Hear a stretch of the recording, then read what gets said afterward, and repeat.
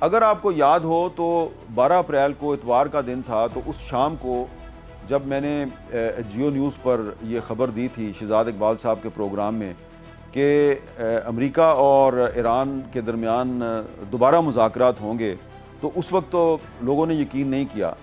اب تو ٹرمپ صاحب کہہ رہے ہیں کہ ہو سکتا ہے میں بھی معاہدے پہ دستخط کے لیے پاکستان چلا جاؤں۔ میں نے آپ کو پوری بیک گراؤنڈ بتائی ہے کہ یہ جو اتنا بڑا بریک تھرو ہوا ہے، اس بریک تھرو کے پیچھے سٹوری کیا ہے، اور یہ ٹرمپ کی کیا مجبوری تھی، اور ایران نے کیوں پاکستان پر اعتماد کیا۔ اور اب بہت سے لوگ یہ پوچھتے ہیں جی کہ پاکستان نے اتنا بڑا کام کر دیا ہے، اب اس کا پاکستان کو فائدہ کیا ہوگا؟ پاکستان کو بہت فائدہ ہے۔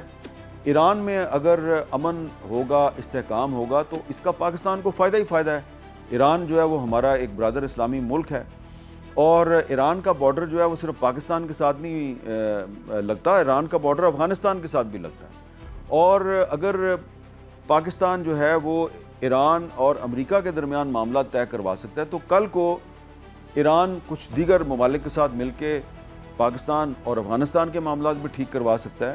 اور اس کے بعد ایک موقع آ سکتا ہے کہ اگر ٹرمپ صاحب جو ہیں وہ چین کے ذریعے نارتھ کوریا کے ساتھ اپنے معاملات ٹھیک کر لیتے ہیں، تو پھر ایران اور چین اور کچھ دیگر ممالک جو ہیں وہ امریکہ سے کہیں گے بھئی آپ مسئلہ کشمیر کی طرف بھی آئیں، یہ مسئلہ بھی جو ہے وہ حل کرنا بڑا ضروری ہے، کیونکہ یہ مسئلہ کشمیر جو ہے یہ جب تک حل نہیں ہوتا تو جنوبی ایشیا میں مستقل طور پر امن قائم نہیں ہو سکتا۔ سب سے زیادہ پاکستان کو فائدہ یہ ہے کہ ایران میں اگر پیس اینڈ سیکیورٹی ہوگی تو پاکستان کے اندر جو گڑبڑ بھارت اور اسرائیل کی انٹیلیجنس ایجنسیاں پھیلا رہی ہیں، وہ سازشیں جو ہیں وہ آگے نہیں بڑھیں گی، اور ان سازشوں کو ناکام بنانا آسان ہو جائے گا۔ اور اگر آبنائے ہرموز جو ہے وہ کھل جاتی ہے تو اس کا صرف پاکستان کو نہیں پوری دنیا کو فائدہ۔ آپ نے دیکھا کہ جنگ شروع ہونے کے بعد پاکستان میں پٹرول مہنگا ہو گیا، گیس مہنگی ہو گئی، بجلی کی لوڈ شیڈنگ شروع ہو گئی۔ تو یہ تمام معاملات جو ہیں یہ طے ہو جائیں گے اگر امریکہ اور ایران کے درمیان معاملات بھی طے ہو جاتے ہیں۔ تو ہمیں اب جب کہ ٹرمپ صاحب بھی کہہ رہے ہیں جناب کہ پاکستان جو ہے، پاکستان از اے گریٹ کنٹری، وہ ہمارے وزیر اعظم شہباز شریف کی بھی بڑی تعریفیں کر رہے ہیں، ہمارے فیلڈ مارشل عاصم منیر صاحب کی بھی بڑی تعریفیں کر رہے ہیں، اور ان سب نے یقیناً بہت کام کیا ہے، اور انہوں نے دن رات ایک کیا ہے ایران اور امریکہ کے درمیان تعلقات کو بہتر بنانے کے لیے۔ لیکن اس میں جو پاکستان کا جو عام آدمی ہے اس کا بھی بڑا کردار ہے، اس نے قربانی دی ہے۔ پاکستان کے عام لوگ جو ہیں یہ اتنے دن تک وہ مشکلات کا سامنا کرتے رہے، ان کے لیے اپنی موٹر سائیکلیں چلانا مشکل ہو گیا تھا، گاڑیاں لوگوں نے گھروں میں بند کر کے کھڑی کر دی تھی، تو وہ سڑکوں پہ نہیں آئے، انہوں نے توڑ پھوڑ نہیں کی، انہوں نے جلاؤ گھراؤ نہیں کیا، بلکہ وہ ایران کے ساتھ کھڑے رہے۔ اور پاکستانی قوم کی جو یکجہتی تھی، جو محبت تھی، ایران کے ساتھ جو ان کا اظہار یکجہتی تھا، اس کی وجہ سے ایران نے پاکستان کی حکومت پر بھی اعتماد کیا۔ تو ایران نے صرف پاکستان کی حکومت پہ نہیں، پوری پاکستانی قوم پر اعتماد کیا ہے۔ یہ جو سارا پاکستان اور ایران کا جو اتحاد سامنے آیا ہے، اور ایران جو ہے اس نے اسرائیل اور امریکہ کی مسلط کردہ جو جنگ ہے اس میں استعمار کو شکست دی ہے اور ایک فاتح بن کے سامنے آیا ہے۔ یہ دراصل علامہ اقبال کی جو پیشین گوئی ہے، علامہ اقبال کا جو کلام ہے، ان کی جو فکر ہے، ان کی جو سوچ ہے، یہ اس کی فتح ہے۔ ایران کی کامیابی دراصل فکر اقبال کی کامیابی ہے۔ یہ میں کیوں کہہ رہا ہوں؟ علامہ اقبال نے یہ کہا تھا، تہران ہو گر عالم مشرق کا جنیوا، تہران ہو گر عالم مشرق کا جنیوا، شاید کرۂ ارض کی تقدیر بدل جائے۔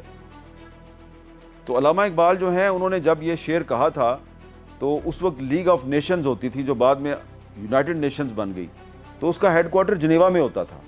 تو علامہ اقبال کا خیال تھا کہ یہ جنیوا میں یہ لیگ آف نیشنز یا یونائٹڈ نیشنز کا ہیڈ کوارٹر نہیں ہونا چاہیے، تہران میں ہونا چاہیے۔ وہ اس کو مشرق میں لانا چاہتے تھے، تو اسی لیے انہوں نے کہا، تہران ہو گر عالم مشرق کا جنیوا، شاید کرۂ ارض کی تقدیر بدل جائے۔ اب آپ دیکھیں یہ جو ایرانی قوم نے جرأت اور بہادری کا مظاہرہ کیا ہے اور اپنی ٹاپ لیڈرشپ کو قربان کر کے اسرائیل اور امریکہ کو شکست دیا، اس سے دنیا میں کتنی بڑی تبدیلی آئی ہے۔ امریکہ بطور سپر پاور ختم ہو چکی ہے۔ جو زائنزم ہے، صہیونیت ہے، اس کی سازشیں پوری دنیا پہ بے نقاب ہو چکی ہیں، اور مسلم ورلڈ میں، عالم اسلام میں شیعہ سنی تفریق ختم ہو چکی ہے۔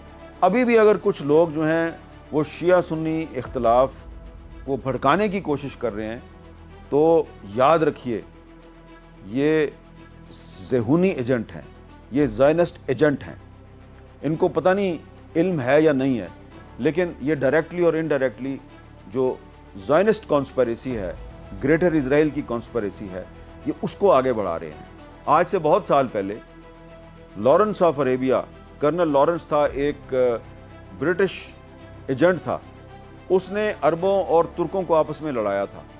اس نے شیعہ سنی فساد پیدا کرنے کی کوشش کی تھی، اور ایک اور برٹش فوجی افسر تھا کرنل ڈائر، جس نے 1919 میں جلیانوالہ میں قتل عام کیا تھا۔ اس نے بلوچستان میں بھی یہی کام کیا تھا۔